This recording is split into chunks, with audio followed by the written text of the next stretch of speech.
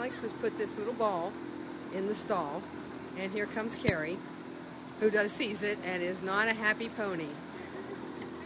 Oh, you can't just push his butt. Whoa!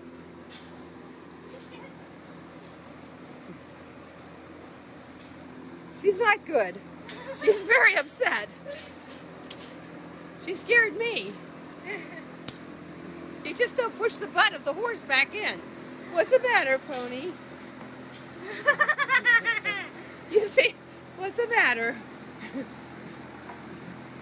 Is there something in there that you don't like? Look at her face. What don't you like? Show me what you don't like.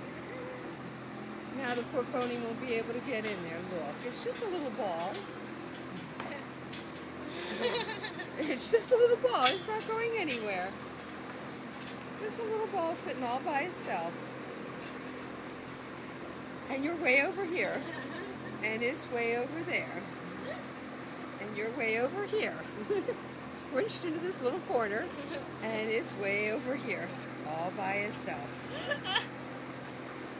Carrie! Carrie, you want the ball? It's okay. Look at her. She will not take her eyes off of it. It's over there. See, it's right there. It's not doing anything to you.